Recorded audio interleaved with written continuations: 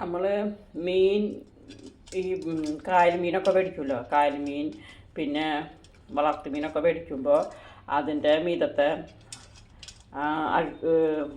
ഈ കറുപ്പ നിറമുണ്ടല്ലോ അത് പോവാനായിട്ട് നമ്മൾ പുളി നല്ലോണം പുളിവെള്ളം ഉണ്ടാക്കാം. കുറച്ച് പുളി ഇട്ടിട്ട് അത് കുതിർത്തി വെച്ചിട്ട് പുളിവെള്ളം ഉണ്ടാക്കിയിട്ട് നമ്മളതിൽ മീൻ ഇട്ടിട്ട് വെക്കുക. ഒരു 10-15 മിനിറ്റ് ഇട്ട് വെച്ച് കഴിഞ്ഞാൽ മീൻ നന്നായി വെളുത്ത് കിട്ടും.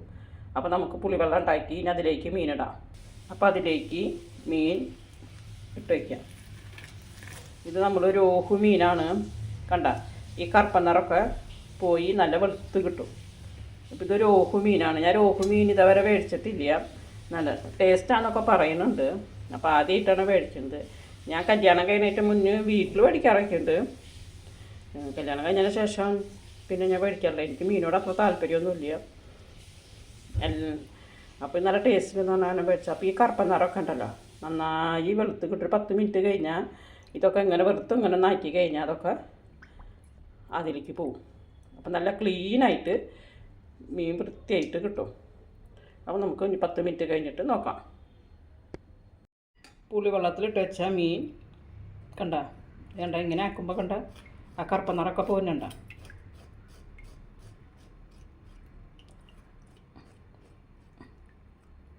അപ്പോൾ ഇതേപോലെ വൃത്തിയായി കിട്ടും. നമുക്കൊന്നത് വൃത്തിയാക്കി നുറുക്കിയെടുക്കാം.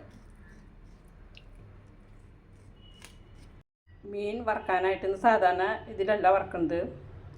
അതിലേക്ക് കറിവേപ്പില, പച്ചമുളക്, കുരുമുളകും പൊടി, മുളകും പൊടി, മഞ്ഞൾപ്പൊടി, വെളുത്തുള്ളി, ഇഞ്ചി, ഇതൊക്കെ പിന്നെ നാരങ്ങ നീര്, ഒരു മുറി നാരങ്ങയുടെ നീര്, ഇതൊക്കെ കൂടിയിട്ട് അരച്ചെടുത്തിട്ടുള്ള മിക്സ് കൊണ്ടാണ് മീനിൽ പുരട്ടി വയ്ക്കുന്നത്. അപ്പോൾ മീൻ നല്ലൊരു ടേസ്റ്റ് കിട്ടും. അപ്പോൾ ഒരു മുറി നാരങ്ങയുടെ നീര്, ഇനി ഇതിലേക്ക് ആവശ്യത്തിനുള്ള ഉപ്പും കൂടി ഇട്ട് കൊടുക്കാം. അങ്ങനെ മീനിലേക്കുള്ള നല്ല അടിപൊളി അരപ്പ് അരച്ചെടുത്തു. ഇനി നമുക്കത് മീനിലേക്ക് പുരട്ടി കൊടുക്കാം. ഇത് കണ്ടില്ലേ, നല്ല ക്ലീനായിട്ട് വൃത്തിയായിട്ട് കിട്ടിയിട്ടുണ്ട് മീൻ. ഇനി അതിലേക്ക് ഓരോന്നോരോന്നായിട്ട് പുരട്ടി കൊടുക്കാം.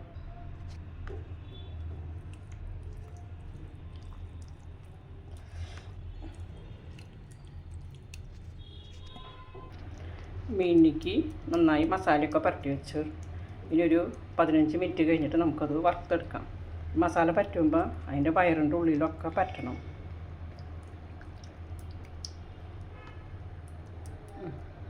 ഇത് മൂടി വയ്ക്കാം. അപ്പം നമ്മളെ മീൻ മസാല പറ്റി വെച്ച മീൻ പൊരിച്ച് കൊടുക്കാം. അപ്പോൾ അതിലേക്ക് പാൻ വെച്ചു, അതിലേക്ക് വെളിച്ചെണ്ണ ഒഴിച്ച് കൊടുത്തു. വെളിച്ചെണ്ണ ഒഴിച്ചപ്പോൾ ഒരു ലേശം കൂടിപ്പോയി മസാല. അപ്പോൾ നമുക്കിനി അതിലേക്ക് മസാല പറ്റി വെച്ചിരിക്കുന്ന മീനോട് ഇട്ട് കൊടുക്കാം.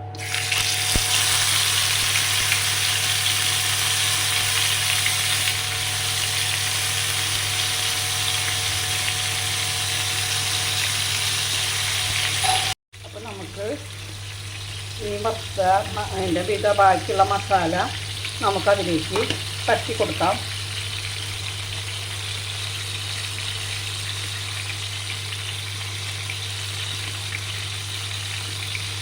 ഇതൊന്ന് വെന്ത് വരട്ടെ.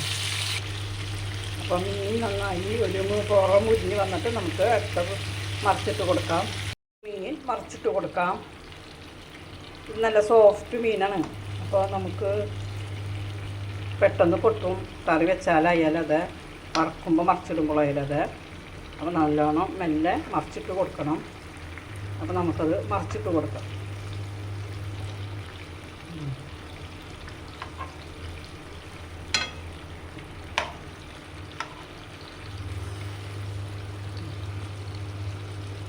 നല്ല ടേസ്റ്റാണ് ഈ മസാലക്കൂട്ടിൽ.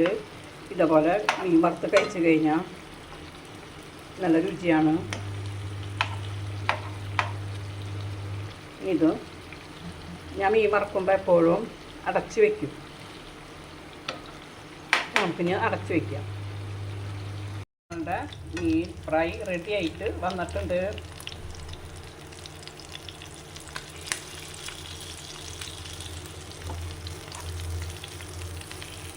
മസാലയൊക്കെ പിടിച്ച് റെഡി ആയി വന്നിട്ടുണ്ട്. നല്ല ടേസ്റ്റാണ് ഈ മസാല ഒക്കെ കൂട്ടിയിട്ട് മീൻ വറുത്ത് കഴിഞ്ഞാൽ തന്നെ.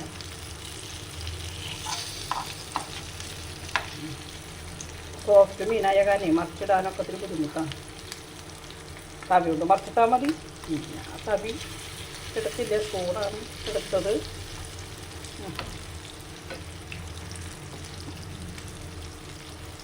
ഈ പുറം കൂടി ഒന്ന് രാശം കൂടി ആയിക്കോട്ടെ. അപ്പോൾ മറിച്ചിട്ട് അതും കൂടി കഴിഞ്ഞാൽ നമുക്കിത് ഓഫാക്കാം. അങ്ങനെ നമ്മുടെ നല്ല രുചിയുള്ള മീൻ ഫ്രൈ റെഡി ആയിട്ടുണ്ട്. ഈ വീഡിയോ ഇഷ്ടപ്പെട്ടാൽ ലൈക്ക് ചെയ്യണേ, ഷെയർ ചെയ്യണേ, സബ്സ്ക്രൈബ് ചെയ്യണേ.